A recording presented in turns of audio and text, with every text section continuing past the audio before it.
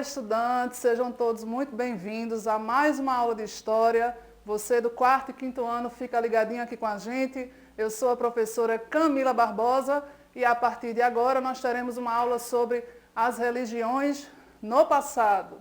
Lembrando de separar todo o teu material escolar, caderno, lápis, caneta e borracha, e podem ir anotando os pontos principais da aula de hoje.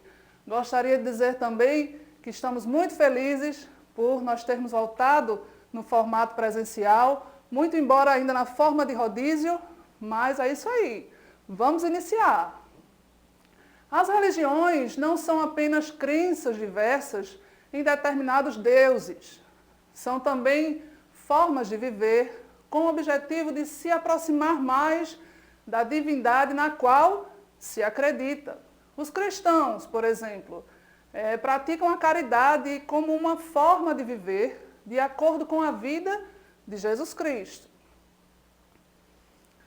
No passado, por meio da religião, estabeleciam-se regras para que as pessoas vivessem em grupo, ou seja, as leis eram estabelecidas com base nas tradições religiosas de um povo. Atualmente, as religiões marcam a vida de muitas pessoas, até constituindo-se como patrimônio imaterial, que deve ser preservado. Bora fazer uma revisão. Vocês lembram que é patrimônio cultural? É o conjunto de bens materiais ou imateriais que contam a história de um povo através de seus costumes, comidas típicas, religiões, lendas, cantos, danças, linguagem, superstições, rituais ou festas. Tudo bem até aí? Vamos continuar. Na antiguidade, a religião de muitos povos era politeísta. Vocês lembram o que significa politeísmo? Politeísmo é o culto a vários deuses. Já falamos isso nas aulas passadas. Então, algumas cultuavam os mesmos deuses e apenas atribuíam nomes diferentes a eles.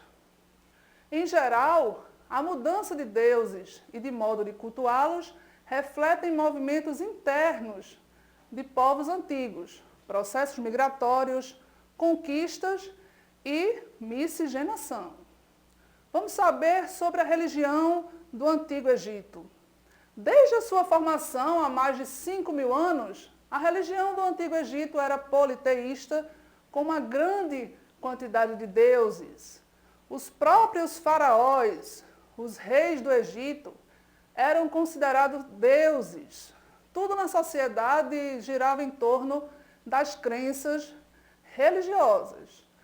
Tutancâmon foi um faraó egípcio que viveu há mais de 3.000 anos, é esse que está aí na imagem. Então, preste atenção aqui.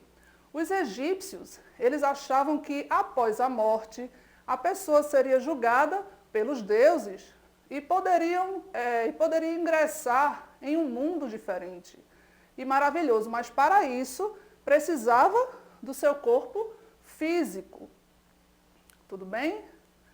Então, os egípcios desenvolveram uma técnica até então bem avançada para conservar o corpo dos mortos. Essa técnica chama-se mumificação. E eles também guardavam os corpos mumificados em túmulos riquíssimos, como as pirâmides. Vejam aí na sua tela a imagem de uma múmia. Além dos faraós, existiam muitos outros deuses, certo? O principal deles era o deus Sol, que era chamado de Ra. E vários deuses eram representados por pessoas com cabeça de animais, como esse aí da imagem, Anubis, deus dos mortos, cuja cabeça é a de um chacal. Então, o povo egípcio acreditava que Anubis ajudava a decidir o destino dos mortos na vida após a morte. Tudo bem? Então vamos saber sobre os deuses da Mesopotâmia. Lá na Mesopotâmia era uma região que ficava entre os rios Tigre e Eufrates, onde hoje são a Turquia, a Síria e o Iraque. Então surgiram povos, tá, há cerca de 5.000 anos, e entre eles o povo sumério, né, eles que inventaram a escrita, tá certo? Então vamos saber um pouquinho mais. Esse povo também era politeísta, e seu principal deus se chamava Enlil, considerado o senhor do destino e do poder dos reis. A organização dessa sociedade, assim como a egípcia, estava ligada à religião. Havia muitos outros povos vivendo na Mesopotâmia, como os babilônios e os assírios.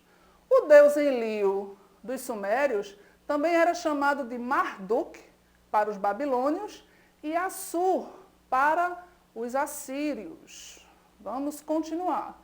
Coloquei algumas imagens desse deus Enlil nas duas civilizações. Primeiro, na mitologia babilônica, aí representado pelo deus Marduk, e essa outra imagem, que é o mesmo deus Enlil, mas ele se chamava Assur, na mitologia suméria. Vamos saber agora sobre os gregos antigos e seus deuses. Então preste atenção. Os gregos, eles viviam em cidades independentes umas das outras, e cada uma delas tinha o próprio protetor divino a quem os habitantes prestavam homenagens e faziam cultos. Então vamos saber um pouco mais. Os gregos cultuavam uma série de deuses em todas as cidades, a quem eles atribuíam características humanas, como amar, brigar, odiar, etc. Então percebam nessa imagem o Monte Olimpo. Os gregos acreditavam que esses deuses moravam aí no Monte Olimpo e de lá eles controlavam tudo o que se passava entre os mortais. O principal deles era Zeus, era considerado pai e rei dos deuses e dos seres humanos. Atena era a deusa da sabedoria, das artes, da justiça e da guerra, e Apolo era o filho de Zeus. Ele era o deus da luz, da juventude, da música, das artes e da medicina. Então preste atenção. Os gregos explicavam os fenômenos, né, da natureza e a origem de tudo por meio de mitos e de histórias ocorridas entre os seus deuses.